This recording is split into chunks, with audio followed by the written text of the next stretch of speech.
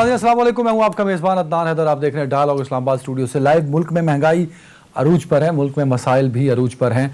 अवाम मुंतज़िर है कि वो हुकूमत जिसने वादा करके नया पाकिस्तान बनाया था अपने वादे वफा करे, ताकि वो सुहाने ख्वाब जो इमरान खान साहब और तहरीक इंसाफ ने अवाम को दिखाए वो शर्मिंदा ताबीर हों और अवाम को कुछ रिलीफ और सहूलतें मुयसर हों। लेकिन अवाम की ये जो आस है वो किसी सूरत पूरी होती दिखाई नहीं दे रही।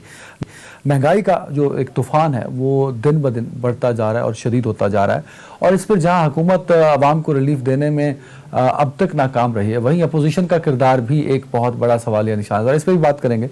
और एक सिलसिला जो चला है ऑडियो और वीडियो की रेस आपस में दोनों तरफ से है, ये सिलसिला कब रुकेगा और इसका इम्पेक्ट क्या पड़ेगा मुल्क की सियासत के ऊपर, क्योंकि ये बात दुरुस्त है कि पाकिस्तान मुस्लिम लीग नून के जो केसेस हैं इसमें ख़ास तौर पर नवाज शरीफ साहब की सज़ा है या मरीम नवाज साहिबा की जो सज़ा है, उसके बाद मुल्क में सियासी बदलाव आया और एक बहुत बड़ा सियासी बदलाव हमें देखने में है। और शायद अगर आज भी देखा जाए तो अपोजिशन और हुकूमती बेंचों में एक जो बहुत बड़ी एक जंग है उसकी एक बड़ी वजह भी इन दो शख्सियात को दी गई सज़ाएँ हैं, जो कि मुख्तलिफ ऑडियो वीडियोज़ और बयान हल्फी के बाद कहीं ना कहीं मुतनाज़ होती जा रही हैं। तो इस पर बात करने के लिए मुझे ज्वाइन किया पाकिस्तान मुस्लिम लीग नून से सीनियर रहनुमा सेनेटर जावेद अब्बासी साहब ने। सेनेटर साहब बहुत शुक्रिया वक्त देने। पाकिस्तान तहरीक इंसाफ से मुझे ज्वाइन किया जमशेद इकबाल चीमा साहब ने। चीमा साहब बहुत शुक्रिया वक्त देने के लिए।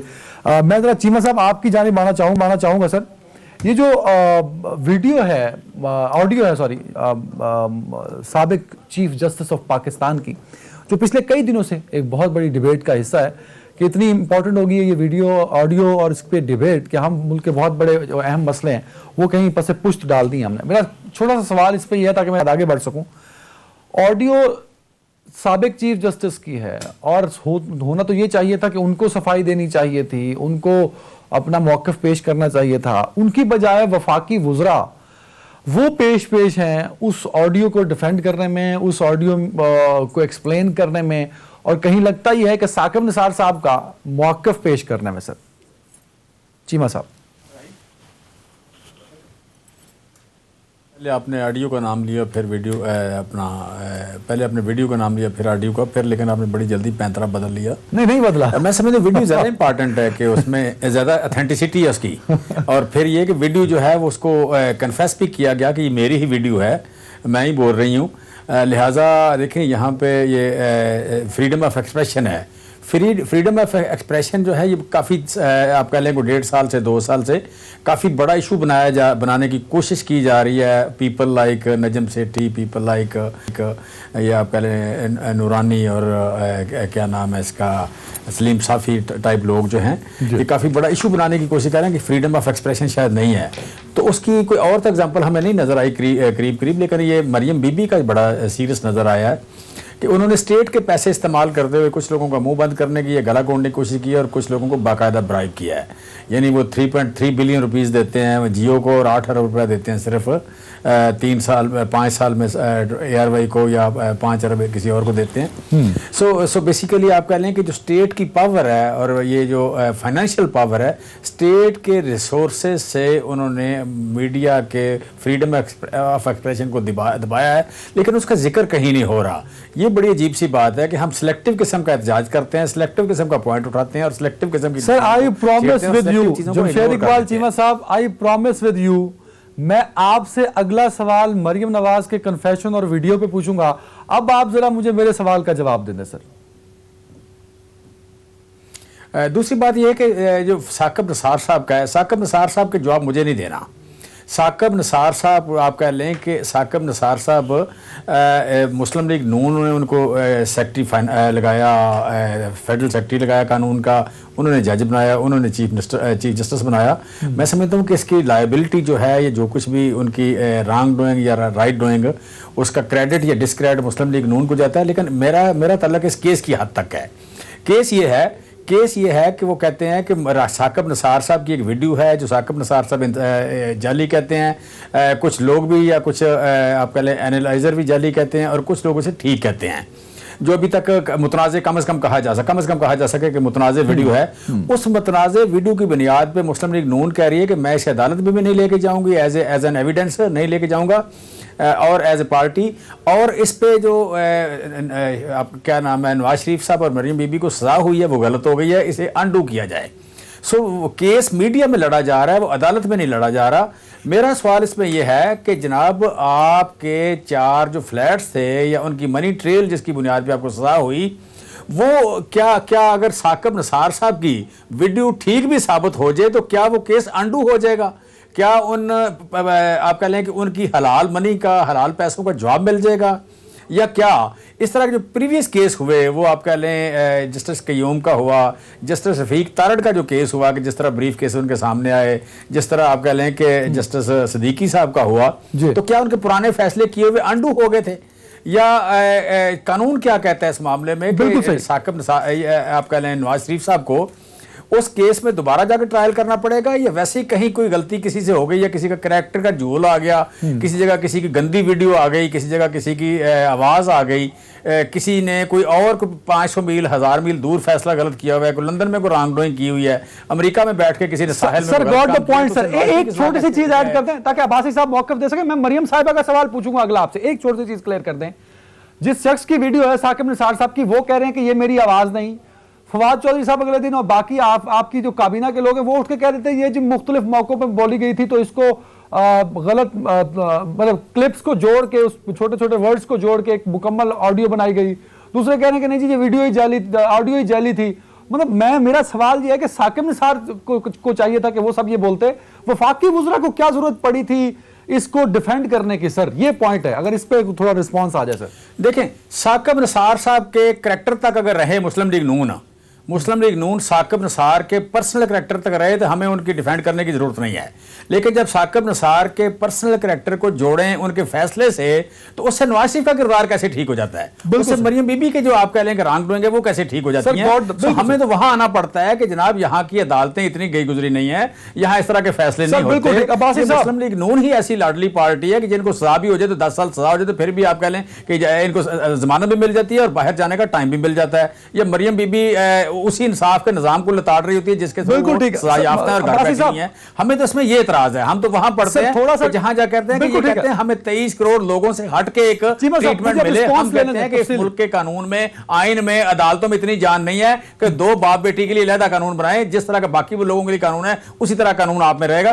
हम सिर्फ इतनी बात करते हैं। अदरवाइज साकिब निसार के इंडिविजुअल एक्ट पे जाए तो हम हमें सफाई देने की जरूरत नहीं है। साहब मैंने बड़ा मुझे लगता है कि शायद चीमा साहब ने बड़ा डिटेल में एक मौक़िफ़ क्लियर कर दिया। कंफ्यूजन है पूरे मुल्क के अंदर कि हुकूमत जो है वो डिफेंड करती फिर साकिब निसार साहब को। उन्होंने वाज़ेह तौर पे कह दिया कि अगर जाती किरदार होता तो हम डिफेंड ना करते। पीएमएल उसको जोड़ रही है एक फैसले के साथ जो कि अदालती फैसला है। दैट्स वाई वफाकी काबीना जो है वो उसको डिफेंड कर रही है। दूसरा एक इंपॉर्टेंट बात जो चीमा साहब भी कह रहे हैं वो मुख्तलिफ हल्कों में भी डिस्कस हो रही है कि इस ऑडियो के आने से जो साबिका फैसले हैं वो कैसे मुतनाज़े हो गए और क्यों वो जो इल्जामात हैं उनसे बरी हो गई मुस्लिम लीग नून की क़यादत? सर किस तरह? बिस्मिल्लाहिर्रहमानिर्रहीम, बहुत शुक्रिया अदनान साहब। ये ऑडियो और वीडियो जो हैं ये चीफ जस्टिस ऑफ पाकिस्तान, कुछ जजेस साहिबान जो इस ऑनरेबल हाई कोर्ट और सुप्रीम कोर्ट और चीफ जज गिलगित बल्तिस्तान के दरमियान है, और एक वीडियो जो है वो आपकी बिरादरी के कहीं जर्नलिस्ट हैं, ये उन्होंने एक मीडिया ग्रुप के जरिए इसको पाकिस्तान के लोगों तक ये आवाज पहुंचाई है जी। इससे किसी तौर पर भी ना हमने कभी कहा है कि ये पीटीआई ने की है, ना हमने कभी इनको जोड़ा है। बदकिस्मती है कि यहाँ हर बात को अपने अपने हम सारे लोग अपने अपनी मर्जी का रंग देते हैं। अब चूंकि इल्जाम ये लगाया गया है, मैं इल्जाम अभी तक कहूंगा कि 2018 के इलेक्शन जो है साकिब निसार साहब ने चोरी करवाए। हम ये कह रहे थे कि इलेक्शन चोरी हुए हैं, लेकिन ये नहीं पता था कि चोरी किसने की है। अब इस ऑडियो और वीडियो से पता लगता है कि ये चोरी जो है वो साकिब निसार साहब ने की, इलेक्शन की। और वो इलेक्शन किसी एक जमात के नहीं थे, किसी एक फर्द के नहीं थे, ये 22 करोड़ 50 लाख लोगों के इलेक्शन थे, जिसमें पीटीआई भी लड़ी है, हम भी लड़े हैं, बाकी जमातें भी इलेक्शन लड़ी हैं। अब ये जो दोनों ऑडियो और वीडियोस आई हैं, और इससे पहले जस्टिस सदीकी साहब ने जो बातें की हैं और फिर सुप्रीम कोर्ट के जजेस साहबान ने जो बातें की हैं, उन सबको अगर मिला के देखा जाए तो एक चीज का तसलसल नजर आता है कि 2018 के इलेक्शन में साकिब नसाब साहब कह रहे हैं कि हमने हर सूरत, कुछ अदारों का मेरे पर प्रेशर है कि हमने मियां नवाज शरीफ साहब की हुकूमत को खत्म करना है, उनको सजा देनी है और इमरान खान को लाना है। अब ये, और जो एफिडेविट आया चीफ जज साहब का, उसमें कुछ सिटिंग जजेस का भी हवाला दिया गया। अब ये मामला बड़ा सीरियस है जी। हम कह रहे हैं कि इसकी एक इंडिपेंडेंट इंक्वायरी होनी चाहिए। सुप्रीम कोर्ट ऑफ पाकिस्तान इस पर कोई एक्शन ले, उनके, क्योंकि ज्यादा मामला उनके अपने चीफ जस्टिस का है और बाकी जजेस साहिबान का है। अगर तो इन लोगों ने, जिन्होंने ये वीडियो ऑडियो और सामने लेके आए, एफिडेविट दिया है, अगर इन्होंने गलत बयानी की है, इन्होंने कौम से झूठ बोला है, तो इनको सरेआम लटकाया जाए ताकि आइंदा कोई आदमी जरूरत ना कर सके ऐसा गुनाह करने की। और अगर इसके बाद ये साबित होता है कि जो वो कहते हैं वो सच है और बाकी लोग सारे इसमें इन्वॉल्व थे, फिर इन लोगों के साथ भी वो शुरू किया जाए जो मैं उनके बारे में कह के पाकिस्तान की आवाम को पता चल जाए कि इस तरह के घिनौना जुर्म अगर कोई करे, अगर मैं कह रहा हूं किया गया है, तो वो पाकिस्तान की आवाम के साथ जाती है, वो किसी जमात के साथ नहीं है, किसी केस के साथ नहीं है, क्योंकि ये लोगों का मैंडेट चुराया गया है। अच्छा अब्बासी साहब, मेरा एक छोटा सा पॉइंट है sir, if this is a valid point, जो चीजें आपने अभी गिनवाई हैं और जो डिस्कस भी हो रही है मीडिया में और लोग उस पर बात भी कर रहे हैं और इवेंट्स भी एक्चुअली वो हो चुके हैं, तो आप इन सब चीजों को एक एविडेंस के तौर पे कोर्ट में क्यों नहीं ले जाते ताकि मामला कोर्ट के जरिए हल कराया जाए और एक कंफ्यूजन जो है कौम के सामने वो हल हो जाए? मेरे भाई, घर आपके चोरी हो, इल्जाम आप किसी पे लगाएं, चोर का नाम भी कोई और बताए, वो हमारी कौन सी लेको स्टैंड आई है कि हम इसको लेके जाएं? और अगर फॉर सेक ऑफ आर्गुमेंट अगर हम लेके चले जाते, ये साहबी चीमा साहब ने कितनी बातें की हैं कि ये अपने केसेस, भाई हम इन केसेस से इसको रिलेट ही नहीं कर रहे। हमने कहा अपने केसेस के लिए इसको लेके गए कि हमारे केसेस के लिए इसको इस्तेमाल किया जाए, हमने को अदालत में इसके एविडेंस पेश किया कि हमारे केसेस से हमें छुटकारा दे। हम नहीं कह रहे कि हमें को फायदा हो, हम नहीं कह रहे कि हमारे केसेस से फायदा, हमारे केसेस हाई कोर्ट और सुप्रीम कोर्ट में, अब किसी अदालत ने फैसला करना है, जो भी अदालत फैसला करेगी। हम कहते हैं कि इल्जाम लगाने वाले कौन है? वो जुडिशियल अफसर है जिन्होंने इल्जाम लगाया, या एक जर्नलिस्ट है जिसने इल्जाम लगाया, लगा sitting chief justice of Pakistan पे है। ये जस्टिस सिद्दीकी साहब कौन थे? ये हाई कोर्ट के जज थे। ये उससे पहले हमारे गए FIA के मेहमान साहब गए, वो किसने लगाए थे? वो कहां बैठे हुए थे? अब ये चीफ जज थे राणा साहब एक अदालत के, और फिर आप मेहरबानी करके नूरानी साहब, आपकी जर्नलिस्ट हैं, बड़े मोतबर जर्नलिस्ट हैं, बड़े अदारे में रहते हैं, ये सवालात उन्होंने कौम के सामने लेके आए हैं कि ये हमारे पास चीजें हैं और हमने फोरेंसिक ऑडिट कराया है और इसका वेरी राइट अब्बासी साहब, मेरा पॉइंट ये है कि दीज आर वैलिड पॉइंट्स, तो आप कोर्ट ले जाएं। आपके पास तो बड़ा स्ट्रॉन्ग एविडेंस है 2018 के इलेक्शन को अवाम के सामने बताने का, भाई ये चोरी हुआ था, नवाज शरीफ साहब और मरियम साहबा के साथ ज्यादती हुई, गलत सजाएं हुई, तो ये सारे एविडेंस इकट्ठे करें, कोर्ट में चले जाएं सर, ताकि डिबेट ही खत्म हो। अदनान साहब जिस पे इल्जाम लगे हैं वो बाहर बैठ जाए, वो ना पूछे, वो कहे मैं नहीं चाहता। सुप्रीम कोर्ट की जजमेंट है कि अगर किसी आदमी पे इल्जाम लगता है, वो अपनी बेगुनाही साबित नहीं करता, इसका मतलब है कि वो जुर्म मान रहा है। ये इल्जाम अगर हमारे ऊपर लगते कि हमने इलेक्शन चोरी किया है, या पीपल्स पार्टी पे लगते या केवल PTI पे भी लगते जी, ये जिन लोगों पे इल्जाम लगाए हैं, इल्जाम लगाने वाले, ये तो हमारे पास सामने चीज है। ये तो आप सवाल पूछते हैं तो हम जवाब देते हैं, हमें जवाब देना पड़ता है, और हमें पता था कि चोरी हुई है। अब चोरी का माल अगर किसी ने खाया हुआ है, सर डन हो गया, बिल्कुल सही, बिल्कुल सही। माल किसी को खतरा है कि मेरे घर से बरामद होगा सर, अब एक वीडियो पे भी आना है मुझे, बाहर निकल आया, तो ये बड़ी जाती है सर। ठीक हो गया जब साहब, अब मैं आ रहा हूं जरा मरियम साहबा की वीडियो जिसका तज़किरा आप कर रहे हैं सर। मरियम साहबा के पास तो उन्होंने कहा है कि और भी बहुत सारी वीडियोज हैं, एक प्रेस कॉन्फ्रेंस भी उन्होंने की जिसमें पता नहीं अब वो कब आएंगी वीडियोज, पर सर सवाल ये है कि उस वीडियो में उन्होंने खुद को कन्फेस भी कर लिया कि हाँ ये मेरी आवाज है, मेरी ऑडियो है, तो फिर उसमें तो बात रही नहीं ना सर, कन्फेशन आ गई, खत्म होगी बात। देखें, बेसिक बात यह है कि पहली बात यह कि मरियम बीबी ने कहा कि ये मेरी वीडियो है, सारी पार्टी चल पड़ी उठ के साबित करने कि ये 2009 की वीडियो है, भाई अगर मरियम बीबी साथ आप ये भी बता दें, उन्होंने कहा बड़ी दिलेर औरतें सच बोलती हैं, आप कह लें कि बड़ी दबंग है वगैरह वगैरह, तो भाई सच भी बोलते कि है कि सारी पार्टी को 2009 कह रहा है, को 10 कह रहा है, को 8 कह रहा है, और फिर अगली बात सारी पार्टी को झूठ, सारी पार्टी के बाबों को झूठ बोलना पड़ता है कि जनाब ये तो उनकी अपनी पार्टी के फंड्स थे। भाई हम जानते हैं कि आपने इलेक्शन कमीशन में लिख के दिया हुआ है कि आपने 3 साल में 4 साल में कितने ज़्यादा ऐड दिए थे।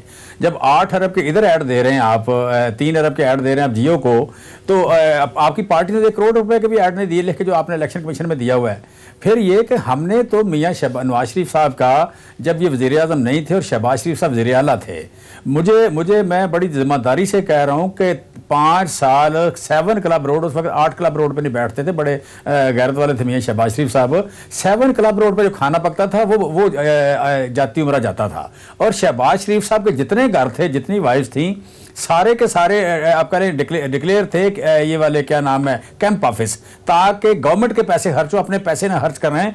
तो ये पार्टी जो है ये कह रही है कि हमारे जाती पैसे थे। भाई आप स्टेट के पैसों से फ्रीडम ऑफ एक्सप्रेशन को दबा रहे थे, आप लोगों को, कुछ लोगों को ब्राइब कर रहे थे, कुछ लोगों का गला घूंट रहे थे, कुछ लोगों का मुआशी कत्ल कर रहे थे। फ्रीडम ऑफ एक्सप्रेशन के खिलाफ सबसे ज्यादा काम आया है, और आपकी ये जो आप उस वक्त होनहाल बरवा के चकने बात, मरियम बीबी जो नई सियासत में आई थी, वो ये फैसले कर रही थी जिनका कोई मुकाम नहीं था, कोई ऑफिशियल पोजीशन नहीं थी, ये फैसले वो कर रही थी। लिहाजा आप सारी पार्टी, अगर उन्होंने ये किया है, कन्फेस किया है, तो सारी पार्टी खड़े को झूठ तो ना बोलें, उसके लिए आप सीधा सीधा बात करें कि 2015 में था, ये पैसे थे, ये हमारा कंसर्न था, ये एक बात करें, ये सारी पार्टी मुख्तलिफ बात ना करें। दूसरी बात जो है कि इन्होंने जो बात अभी बड़ी खेलने को मांगे चांद मतलब लाडला जो है, वो कह रहे हैं, अब्बासी साहब कह रहे हैं कि जिस बंदे पे इल्ज़ाम लगा है वो साबित करे कि मेरे पे इल्ज़ाम गलत है। सर ये तो कभी नहीं हुआ इस मुल्क में। अगर ये साबित करने चल पड़े, आप इल्ज़ाम लगाएं तो अगला साबित करने चल पड़े, तो कल को अदालतों में 22 करोड़ 50 लाख लोग खड़े होंगे। 11 करोड़ इल्ज़ाम लगाएंगे, 11 करोड़ वैसे मतलब सफाई देने जाएंगे। ये आपने दरखास्त देनी है, आपने अदालत जाना है या थाने जाना है, FIR दर्ज करानी है या केस करना है, आपने नैब में जाना है, FIA में जाना है, आपने एंटी करप्शन में जाना है, थाने में जाना है, आपने फोरम चुनना है, आपने बताना है इल्ज़ाम क्या है, अगले बंदे ने सफाई देनी है। ये नहीं होता कि जनाब आप बोल दें, आप एक जाली वीडियो बनाएं, आप आगे बोल दें तो लोग उसके सफाई देने चल पड़े। ऐसा नहीं होगा। मैं समझता हूं ये गंद डाल रहे हैं, ये ब्लैकमेल कर रहे हैं, ये जुडिशरी को ब्लैकमेल कर रहे हैं, या अदारों को ब्लैकमेल कर रहे हैं कि हम आपको रिटायर होने के, अगर आपने कभी फैसला हमारे खिलाफ किया तो हम आपको रिटायरमेट के बाद भी घर में भी चैन से नहीं बैठने देंगे। जिन सोर्सेज को क्रेडिबल कर रहे हैं, राणा शमीम जैसे, you are going to blackmail, sir आप ब्लैकमेल कर रहे हैं रिटायर्ड जजेस को, ये चीमा साहब फरमा रहे हैं। और जो मरियम साहबा ने जो कन्फेस किया है सर, क्या वो कन्फेस करना चाहिए था? मतलब आप क्या समझते हैं जाती तौर पर? दो चीजें हैं। एक तो बड़ी माजरत के साथ कि मुझे पता होता कि चीमा साहब पर्सनल गुफ्तगू करते हैं तो मैं इस प्रोग्राम में कभी ना आता। हमारी ना आदत रही है, और ना मैंने कभी इस तरह के ब्लेम गेम में खुद किसी पे इल्जाम लगाए, और ना मैं इस तरह की गुफ्तगू पसंद करता हूँ, ना मैं कभी किसी के बारे में करता हूँ। तो मुझे एक गलती तो मुझसे आज हो गई है कि मैं इस ऐसी जगह पे आके बैठ गया हूँ। आपका उठना भी मुनासिब नहीं है कि उन्होंने वो बातें करते हैं। चीमा साहब ने कुछ ऐसा कहा जो आपको बुरा लगा तो उसमें मैं माफी चाहता हूं सर आपसे। नहीं, वो रोज वाले मुझे बिल्कुल, मैं आज तक अपनी पूरी, ना मैंने किसी पार्टी के ऊपर मैं इस तरह इल्जाम ना लगाता हूँ, ना मुझे अच्छा लगता है। मुझे गाली देनी अच्छी नहीं लगती। मुझे अपनी भी इज्जत का बड़ा ख्याल रहता है, तो मैं दूसरों की भी इज्जत का बड़ा ख्याल रखता हूं।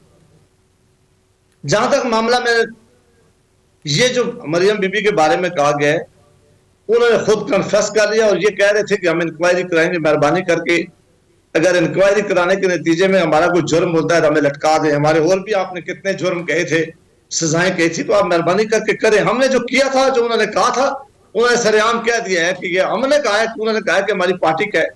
अब ये हमारा और मीडिया के दरमियान का अगर कोई मसला हो सकता है कुछ चैनल्स का, बदकिस्मती यह है कि ये हम सबको बड़ा शौक है कि दूसरों की लड़ाइयों में खुद कूदने पड़ने का। हमने क्या कहा कि PTI के कहने पे हमने इश्तिहार नहीं दिया, हमने इन पर कोई इल्जाम लगाया। हमने क्या कहा कि हमें इमरान खान ने मना किया हुआ था। ये हमारा, हमने कहा कि हमारा पार्टी का फंड था। हमारी मर्जी है कि किस मीडिया हाउस को हमने कितने इश्तिहार देने हैं, किसको दिए हैं, और वो बात सच्ची सामने आ गई है। अब उसमें तो कुछ चीज बाकी नहीं रहेगी। उसके बावजूद भी अगर ये चाहते हैं तो आप बिस्मिल्लाह, इन्होंने कहा है कि हम इंक्वायरी करना चाहते हैं, तो किसने इनको रोका हुआ है? इनके पास इस वक्त हुकूमत है। आप अगर कोई इंक्वायरी करना चाहें तो वो हाजिर है। दूसरा ये बात है जी कि हमने नहीं साकिब निसार साहब पे कोई एलिगेशन लगाया। मैं फिर अपनी बात दोहरा रहा हूं कि ये एलिगेशन या जजेस साहिबान ने लगाया या साफियों ने लगाया। वो कहते हैं कि हमने इसका मामले का ऑडिट कराया हुआ है। अगर ये सारे समझें कि साकिब निसार साहब ने ठीक किया है, उन्हें अपनी सफाई नहीं बेगुनाह साबित करनी चाहिए, तो मैंने आपको सुप्रीम कोर्ट की जजमेंट कोट कर दिया कि अदालत ये कहती है कि अगर किसी पे इल्जाम लगे और वो अपने इल्जाम के दफा में सामने ना आए, इसका मतलब है कि वो कन्फेस करता है कि ये मेरे ऊपर जो इल्जाम लगा है वो ठीक है।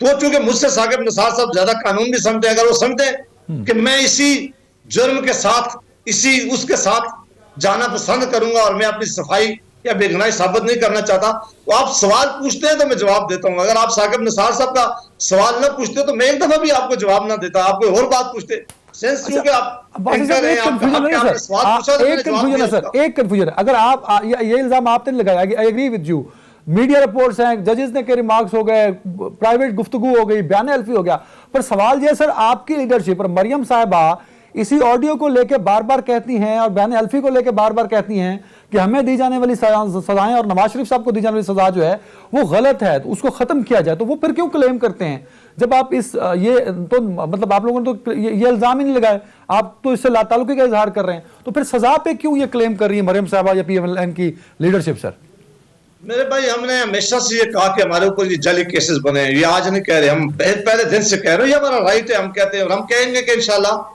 इस हाई कोर्ट में और सुप्रीम कोर्ट में हम अपनी बेगुनाही साबित करेंगे और एक वक्त आएगा कि आपके प्रोग्राम में आके बताएंगे जिस तरह लाहौर हाई कोर्ट में बाकी केसेस में हुआ है। जितनी हमारी सारी लीडरशिप है, नैब ने कितने केसेस बनाए थे, कितना किस आदमी को नैब ने छोड़ा था, वो केसेस सारे कहां गए हैं? ये इल्जाम लगाते रहे कि अरबों रुपए की दौलत लूटी हुई हम वापस लाएंगे। आप बड़े सीनियर आदमी प्रोग्राम करते हैं, आप बताएं एक पैसा ही रिकवर करके लाए? एक आदमी को है इन्होंने सजा दिलवाई है कि हमने गलती की थी। ये केस अदालतों में, हाँ हम उस वक्त गलत होते हैं कि अगर ये एविडेंस हम लगाते हैं अपने केसेस के साथ। बिल्कुल सही सर, ब्रेक पे कहा जा रहा है भाई साहब, मुझे ब्रेक के बाद आज बढ़ती महंगाई पे बात करेंगे।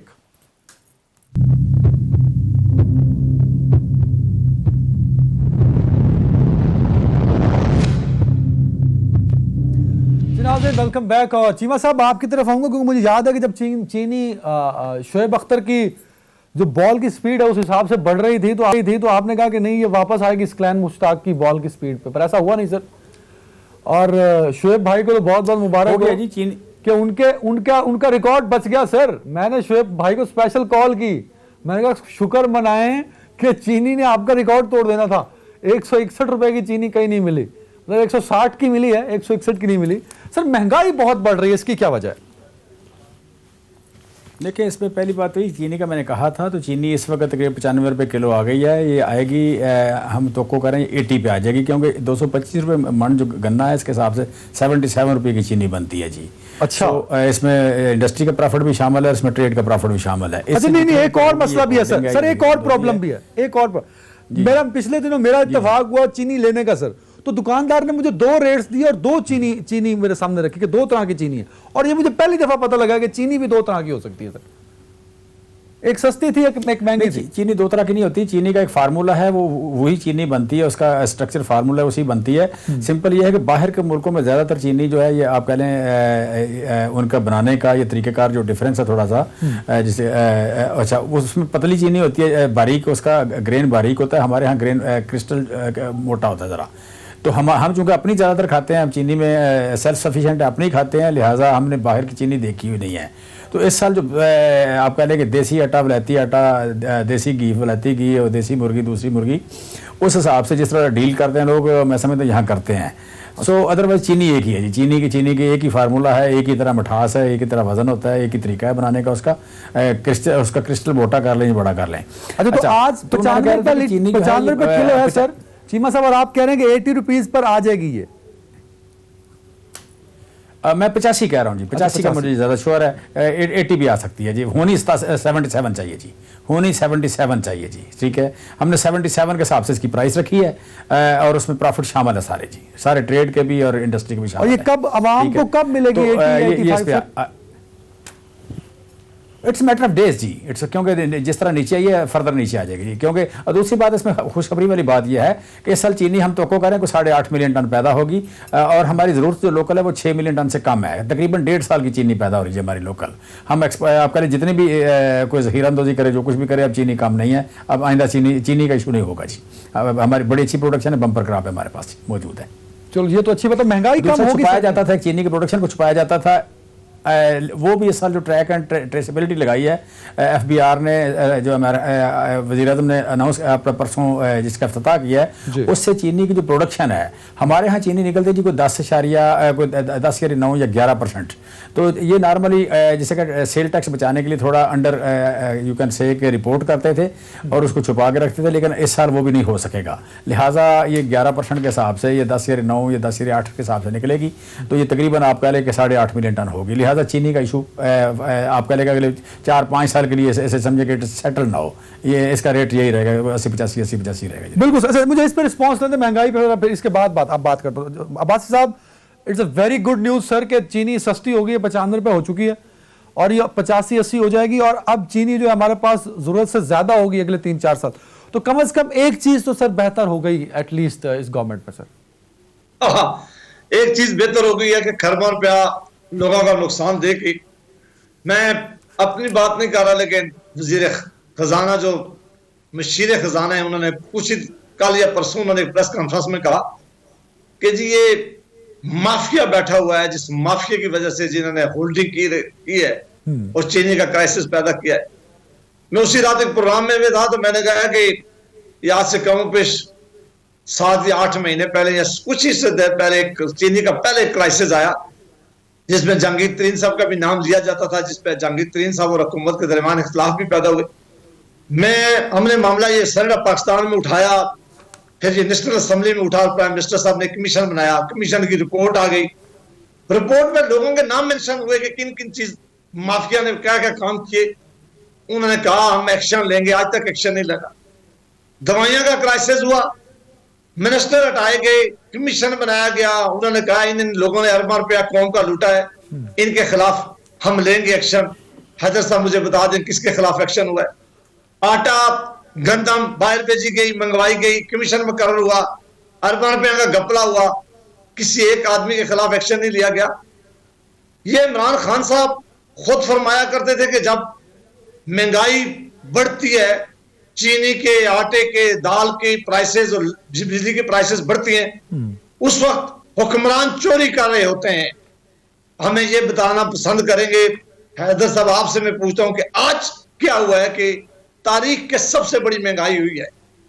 किसी एक हुकूमत में इतनी बड़ी महंगाई नहीं हुई। आप अंदाजा करेंगे चीनी की प्राइसेस कहां थी, कहां गई हैं, डॉलर की प्राइस कहां थी, आज डॉलर कहां खड़ा है। आटा, गंदम, आम एशिया की चीजें आप देख लें, इलेक्ट्रिसिटी की आप प्राइसेस देख लें। वजह क्या है जी कि अभी इन्होंने हर वो बात मान ली जो IMF ने कही है। खुद मैं ये अपने पास से नहीं कह रहा, एडवाइजर ऑन फाइनेंस कह रहे थे कि IMF ने हमें ये डायरेक्शन दे दी, इस हिसाब से हम चीजें हम महंगी करते जाएंगे। जब आपने मुल्क का माशी सारा निजाम IMF के पास गिरवी रख दिया है, प्राइसेस वो डिटरमिन करेंगे, कीमतें वो बताएंगे कि हर महीने में आपने कीमत बढ़ानी है, बिजली की, गैस की, बाकी चीजों की और पेट्रोलियम की प्राइसेस। फिर इस हुकूमत के पास कौन सा अपने पास जादू है या टीम है जो ये ठीक कर सके। पहला साल गुजरा तो इन्होंने असद उमर को फायर किया। वो असद, एक आखिरी जुमला, असद उमर जिसके बारे में ये कहा करते थे कि सबसे ज्यादा फाइनेंस जानता है, खुद इनके लोगों ने पार्लियामेंट के अंदर कहा कि जी ये महंगाई का कसूरवार असद उमर था, वो पॉलिसी समझ नहीं सका, लिहाजा हम शेख साहब को लेके आए और चीजें ठीक कर देंगी। फिर शेख साहब को जब निकाला गया तो यही इल्जाम उन पे लगा, हमाद अजहर आया कुछ दिन के लिए, फिर इल्जाम उस पे आगा। अभी ये तरीन साहब, आज मैं आपके प्रोग्राम में कह रहा हूं कि अगला कुछ ही दिन अरसे बाद ये नजला शायद वो सेनेटर बन भी ना सके तो उन पे गिरेगा। अब ये फाइनेंस मिनिस्टर तब्दील होने से ये काम नहीं होगा। वो नहीं, आप कह रहे हैं कि तरीन साहब भी तब्दील हो जाएंगे या हो सकते हैं? मैं बिल्कुल आप देख लेना, ये नजला किसी पर इस नजला गिरना है। तो आज महंगाई है, आज महंगाई का तूफान है। जिस तरह आपको जाते हैं वहां में आप देखेंगे, कोई एक चीज मुझे बता दें। सर मैं चीमा साहब, सर चीमा साहब क्योंकि वफाक की नुमाइंदगी करते हैं इमरान खान साहब के बड़े क्लोज में, तो वो रिस्पॉन्स इस पे करेंगे, लेकिन एक चीज क्लियर करते हैं सर कम से कम मैं चाहता हूं जो काम अच्छा हो उसकी तारीफ होनी चाहिए। जहां चीनी शोएब अख्तर का रिकॉर्ड तोड़ने चली थी वहां ये वापस तो लाए ना सर, 90-95 पे, अब 80 पे आ जाएगी, तो इसकी तो तारीफ होनी चाहिए ना सर कम से कम। और ये भी कि अब चीनी सरप्लस हो जाएगी। हैदर साहब आपके कहने के मुताबिक मैं तारीफ कर लेता कि जब हमारी हुकूमत खत्म हुई थी चीनी की प्राइसेस उसमें ले आते, उसी पे कायम रखते, या उससे 10 से 15 रुपए ज्यादा भी हो जाती और ये कायम रखते, और ये इल्जाम ना देते कि फलां फलां लोगों ने चोरी किया, फलां फलां लोगों ने पैसा लिया और हम उनके खिलाफ एक्शन लेंगे। हम हर सूरत इनको मुबारकबाद देते अगर पाकिस्तान की आवाम के लिए बेहतरी होती। लेकिन जिस तरह चीनी 150 रुपए हमें आज तक किसी ने नहीं कहा, स्टोर हम एक चीनी को कह रहे हैं कि मिल रही है 95 रुपए की, जो खाने के काबिल नहीं है, जो एलिगेशन लग रहा है, बाकी वो कहते हैं आज भी 135 की है। बिल्कुल sir, over to you Cheema साहब, मैं इस पे टोटल रिस्पॉन्स कर दें। जो बातें भाई साहब ने की उस पर जवाब सवाल बनता नहीं sir, because you are representing government of Pakistan and Imran Khan साहब की गवर्नमेंट को सर। नहीं देखें, बेसिकली जो आप कह रहे हैं कि अब्बासी साहब बात कर रहे हैं कि जी आप कह रहे हैं कि हमारी इकनॉमिक परफॉर्मेंस माड़ी है। अब्बासी साहब देखें, जो इकनॉमिक्स के या फंडामेंटल्स हैं वो तो ये है कि आपकी एक्सपोर्ट बढ़े, आपकी फॉरेन रेमिटेंस जो है वो बढ़े, आपका ट्रेड डेफिसिट कम हो जाए, आपका करंट अकाउंट डेफिसिट कम हो जाए, आपका टैक्स बढ़ जाए, आपकी इंडस्ट्री वो लार्ज स्केल हो या मीडियम स्केल हो, या आप यू कैन से कि जो छोटी इंडस्ट्री है, स्मॉल यूनिट्स वो ग्रो करें। फिर हाउसिंग सेक्टर पाकिस्तान का चूँकि आबादी बहुत ज़्यादा है और बहुत बड़ी अर्बनाइजेशन बड़ी तेज़ी से हो रही है, वो बढ़ रही हो, ये सारे काम तो हो रहे हैं। फिर ये कि आपका पिछले साल जो लोग एम्प्लॉयड हुए हैं, 23 लाख लोग एम्प्लॉयड हुए हैं, घर जो बन रहे हैं पहले से कहीं ज़्यादा बन रहे हैं, यहाँ की सीमेंट सेक्टर बड़ी तेज़ी से तरक्की कर रहा है, आपका लोहा तरक्की कर रहा है। फिर इंपॉर्टेंट बात है कि एक ही साल में अगर 700, 800, 1000 अरब रुपए का टैक्स बढ़े तो ये किस चीज़ की निशानी है कि लोगों की क्या इनकम कम हो गई और टैक्स बढ़ गया? ऐसा तो नहीं होता। सो मुझे नहीं समझ आती कि पोस्ट कोरोना या ड्यूरिंग कोरोना जिन मुल्कों ने सबसे बेहतर परफॉर्म किया उनमें से एक हम हैं। और इस वक्त आप कह लें कि पोस्ट कोरोना में भी जो ग्रोथ है, पिछले साल 4% थी, इस साल 5.5% होगी। तो आप देखें तो कि दुनिया के 12-15 मुल्कों में हम आते हैं। तो इस परफॉर्मेंस के साथ आप हमें कह रहे हैं कि हमारी परफॉर्मेंस, देखिए फ्रैंकली इशू जो है, आपको आदत नहीं है वज़ीर खजाना बदलने की। एक मिनट हैदर, एक मिनट, मैं आपको आदत नहीं है वज़ीर खजाना बदलने की कि आपके रिश्तेदार होते हैं वज़ीर खजाना। हमारे यहाँ रिश्तेदार नहीं है। अगर कोई परफॉर्म नहीं करेगा तो हम बदल सकते हैं उसको, या अगर कोई सूट नहीं करेगा तो हम उसे बदल सकते हैं। सो आपके यहाँ बदल नहीं सकते आप, मतलब आपने वज़ीर आला एक ही बंदा रखना है कि वो वज़ीर आज़म का भाई है।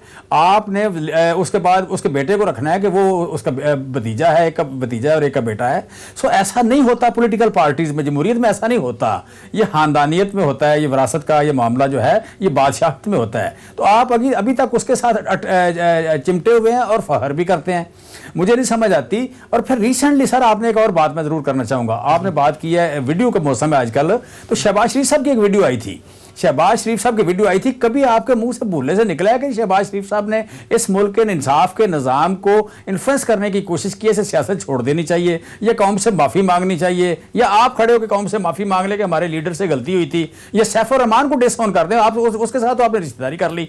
सो मैं समझता हूँ कि आप साकिब निसार की जो जाली वीडियो अभी तक मुतनाज़ वीडियो है, जाली तो मैं नहीं कहता जब तक साबित ना हो, लेकिन मुतनाज़ वीडियो जो है, एक मुतनाज़ वीडियो की बुनियाद पर आप कह रहे हैं कि सारा अदालती निज़ाम बदल जाए पूरी, और जो जिसको शहबाज शरीफ साहब ने कभी डिनाई नहीं किया, मरियम बीबी ने कभी डिनाई नहीं किया, उस पर आपको बात करने को तैयार नहीं है। सो मैं समझता हूँ कि सारे लोगों ने कि कानून या इलाकी दायरे या असूल एक जैसे बना दे तो हमें कोई इतराज नहीं है। अगर आप सिर्फ खेलने को चाहें, अपने लिए मांगते रहेंगे, अपने खानदान के लिए मांगते रहेंगे, तो सर हमें इस बात पर बड़ा इतराज है। सर चीमा साहब, अब्बासी साहब से मैं इसका रिस्पॉन्स ब्रेक के बाद डिटेल में लेंगे। एक चीज क्लियर कर दें, अब्बासी साहब ने कुछ चीजें हाईलाइट की सर, वो चीनी का बहरान रिपोर्ट आपने बनाई, पेट्रोल का बहरान कमीशन आपने बनाया, दवाइयों में महंगाई 300% हुई, आप लोगों ने आइडेंटिफाई किया।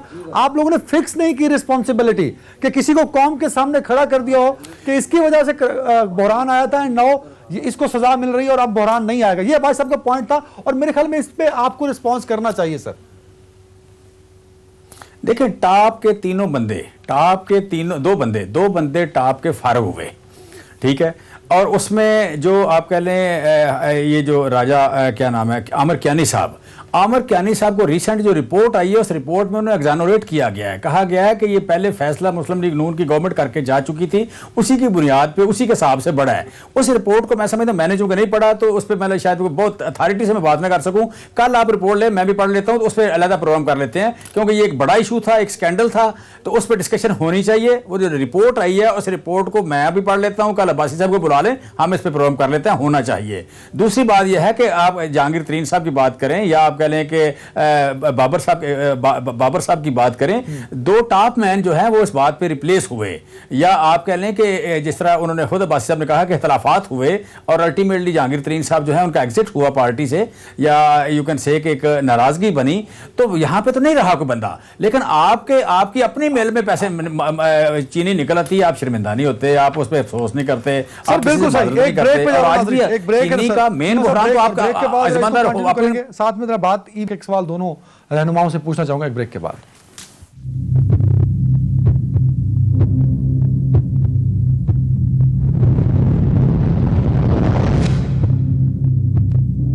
जी नाज़रीन, वेलकम बैक। बासी साहब, मैं जरा आपकी जानिब आना चाहूंगा। वो चीमा साहब ने जो बात की कि जहां जहां जिस पर जो भी रिस्पॉन्सिबल था किसी भी बहरान का, उसे कहीं ना कहीं उस पर जिम्मेदारी आयद की गई। तरीन साहब हो या आमिर कियानी साहब हो, आमिर कियानी तो खैर वो कह रहे हैं कि मैं खुद भी वो रिपोर्ट पढ़ूंगा कि वो नून लीग की वजह से दवाइयां महंगी हुई थी। So I am not confirm till now, but Cheema साहब अगर कह रहे हैं तो हो सकता है इसमें कुछ सदाकत भी हो। तो दूसरी एक इंपॉर्टेंट बात यह है कि अगर महंगाई है, जो बाकी है भी सही, तो अपोजिशन को तो चाहिए सर उस महंगाई के कार्ड को खेलते हुए आवाम को बाहर निकाले, एक मूवमेंट चलाया अगेंस्ट द गवर्नमेंट। वो भी अपोजिशन नहीं कर पा रही सर। मूवमेंट इंशाल्लाह, ये लाहौर का इलेक्शन आ रहा है, ये टेस्ट केस है हम सब के लिए। फैसला इस मुल्क में इलेक्शन में ही होता है। ये बाई इलेक्शन आ रहा है, हुकूमत भी इनकी वहां है, ये भी कल को इल्जाम नहीं देगा कि यार हमारी हुकूमत नहीं थी। तो फैसला पाकिस्तान की आवाम दे देगी, और उस शाम को या अगले दिन पर आप प्रोग्राम कर लेना और देख लेना कि अगर तो महंगाई ना हुई, अगर हालात बड़े अच्छे हुए, परफॉर्मेंस बहुत अच्छी हुई, गवर्नेंस के इशू ना हुए, तो इनका वायद याफ्ता कैंडिडेट जो इन्होंने खड़ा किया होगा वो बड़ी भारी अक्सरियत से हरियाणा लाहौर से वोट दे के मुंतखब कर देंगे। हमने तो यहाँ बलदियाती इंतखाब में देखे, अब अल्लाह करे कि दूसरे बलदियाती इंतखाब आ जाए। वज़ीर आज़म पाकिस्तान बार बार जब तक इक़्तिदार में नहीं आए थे तो कहते थे कि मैं बरतानिया की तरह बलदियाती इंतखाब लेके आऊंगा, मैं बरतानिया का निज़ाम लेके आऊंगा, मैं फुल अख्तियारात दूंगा बलदियाती अदारों को। जहां हैं उन्हें खत्म कर दिया गया, उन्हें अख्तियार नहीं दिए रहे, जहां इलेक्शन नहीं करवा रहे। अब खैबर पख्तूनख्वा में इलेक्शन कैंपेन जारी है, कुछ ही दिनों में वहां आप देख लेंगे कि पाकिस्तान की आवाम ने फैसला क्या दिया है। तो वह दूध का दूध और पानी का पानी, तो फिर अदनान साहब तो पता चलेगा। सर गल सुनो, जिहड़ा फार्मूला तुसी दस रहे हो, अगर ये कंटिन्यू रहा तो 23 के इलेक्शन में भी फिर आप जो बात कर रहे हैं रिजल्ट कुछ डिफरेंट होंगे सर, जो बात आप कर रहे हैं अभी इन बाय इलेक्शन। बिल्कुल 23 के इलेक्शन में मेरी अल्लाह कोई बड़ी बात ना मुंह से निकलवाए, मुझे यकीन है कि इनके ये जो हालात मैं देख रहा हूं, इनके कैंडिडेट हलकों में नहीं उतर सकते जो कॉन्स्टिट्यूंसी पॉलिटिक्स करते हैं। जो प्राइम मिनिस्टर हाउस में बैठे या हम अपने घरों में बैठे रहे, जिस वक्त ये जो महंगाई का आलम है, जिस तरह मुश्किलात है अवाम की, हमारे सारे इंडिकेटर ठीक हों, लेकिन आज उस मजदूर से, उस बीमार से, उस स्कूल टीचर से, उस आम आदमी से, उन लोगों से पूछेंगे आप अपनी जिंदगी किस तरह बसर करेंगे? क्या आप अपनी बिजली का बिल दे सकते हैं? क्या आप गैस का बिल दे सकते हैं जो आती नहीं है? क्या आप अपने बच्चों की फीस दे सकते हैं? क्या आप अपनी बीमार माँ उनके लिए दवाएं खरीद सकते हैं? वो इस वक्त चला रहे हैं, लेकिन हुक्मरान सारे कह रहे हैं कि इंडिकेटर ठीक है, तो आप अंदाजा करेंगे, पर हम क्या कर सकते हैं? तो उसका फिर अल्टीमेटली टेस्ट वही है जो अवामी टेस्ट होता है। अगर तो कारकर्दगी बड़ी कमाल की हुई, अगर तो दुनिया की माशी हालात दुनिया की वजह से खराब हुए, तभी ये बलदियाती इंतखाब और ये भाई इलेक्शन में पता चल जाएगा। वही एक टेस्ट होता है, बिल्कुल सियासत का टेस्ट वही है, लीडरों का टेस्ट भी वही है, इम्तिहान भी वही है। इलेक्शन एक टेस्ट होता है, और जब आप वादे करते हैं एक दफा, जब दूसरी दफा वोट लेने जाते हैं तो आवाम आपको वादे दोहराती है, अगर पूरे नहीं हुए तो वो 1 करोड़ नौकरियां, 50 लाख घर, बेहतर माशी हालात, तो अवाम या वोटर्स आपसे पूछेंगे जब 23 में आप वोटर्स के पास जाएंगे, तो क्या आप सेटिस्फाई कर पाएंगे अपने वोटर्स को? जो पिछले वादे थे वो पूरे हुए या नहीं हुए, तो उसकी क्या वजह है? ये जो इंडिकेटर्स बताए जाते हैं वफाकी वज़रा की जानिब से, आप लोगों की जानिब से, वो इंडिकेटर्स एक आम वोटर समझ पाएगा और आपको दोबारा से वोट दे पाएगा सर? देखिए, मुझे भी, अब्बासी साहब को भी और आपको भी इस बात का यकीन होना चाहिए कि अवाम में शऊर है। ऐसा नहीं है कि अवाम में शऊर नहीं है, बिल्कुल शऊर है। और जो बात अब्बासी साहब ने क्राइटेरिया रखा है कि बल्दियाती इंतखाबात आ रहे हैं, उसमें पता लग जाएगा, बिल्कुल ठीक बात है। मैं समझता बड़ी साहिब बात है और हमें इसी बात का, आप कह लें कि परफॉर्म करना चाहिए, पता लगेगा। और तीसरी बात इसमें यह है कि देखें, शऊर की जो एग्जांपल है वो ये है कि ये जो रीसेंट महंगाई की बात करते हैं, अब्बासी साहब यहाँ फ़ोन पे, टीवी पे बैठ के कर रहे हैं, ये ज़रा शराफत से बात कर रहे हैं, बाकी लोगों को लाएंगे तो बहुत ज़्यादा पिटा कुटी डाल देते हैं मुस्लिम लीग नून के। लेकिन प्रैक्टिकली जितनी बार इन्होंने रेंट पे दिया है, क्राउड लेने की कोशिश की है या खुद निकलने की कोशिश की है, कभी भी लोग, लास्ट जो पेशावर में जलसा हुआ है उसमें 1100 लोग थे और सारी PDM इकट्ठी थी, सारी PDM की लीडरशिप थी और 1100 लोग थे। सो इसका मतलब है कि इनके बयानिए को लोगों ने नहीं एक्सेप्ट किया। हमने जो वजाहत की है कि महंगाई एब्सोल्यूट टर्म में आइसोलेशन में नहीं है, जो चीज़ें बाहर से आ रही हैं, दुनिया में महंगाई हुई है, हमारे यहाँ भी हुई है। जो चीज़ें हम लोकल प्रोड्यूस करते थे उसमें महंगाई नहीं हुई और हमने अपने आवाम को रिलीफ दिया है, ये हमारा बयानिया था। और इनका बयानिया ये था कि हमने उजाड़ दिया, बेड़ा गर्क कर दिया, इकानमी का बेड़ा गर्क हो गया, हम ठीक नहीं है, हम नातजर्बा करते, हम बेईमान भी हैं, हम करप्ट भी हैं। लोगों ने ये बयानिया नहीं कबूल किया और इनकी बार बार की अपील के बावजूद नहीं निकले लोग, पैसे देने के बावजूद नहीं निकले, पैसे लगाने के बावजूद नहीं निकले। चीमा साहब, मरियम नवाज साहब क्राउड पुलर तो हैं, मतलब जहां जहां मरियम नवाज के जलसे लोग नजर तो आते हैं सर, निकलते हैं लोग। देखें एक चीज़ है कि यू कैन से कि अगर आप बात करें मरियम नवाज की, तो मरियम नवाज साहबा जो हैं वो अगर निकलती हैं तो बंदे निकलते हैं, और अगर पूरी मुस्लिम लीग नून निकलती है या बाकी सारी PDM निकलती है तो नहीं निकलते। तो इसको कोई थोड़ा डिफरेंट को नाम दे ले, मैं वो उस तरह बात नहीं करना चाह रहा।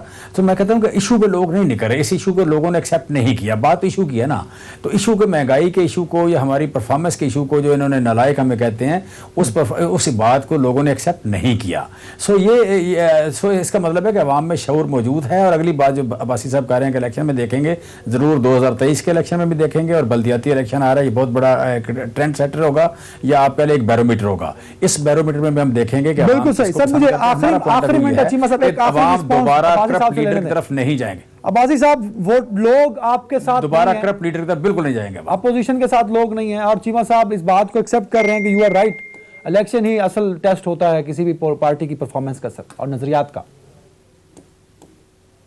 देखिए, इसमें तो दूसरी कोई राय नहीं है कि अल्टीमेटली लोगों का सामने तो वही उसी इलेक्शन के जरिए आएगा, क्योंकि जनरल इलेक्शन जरा अभी दूर है।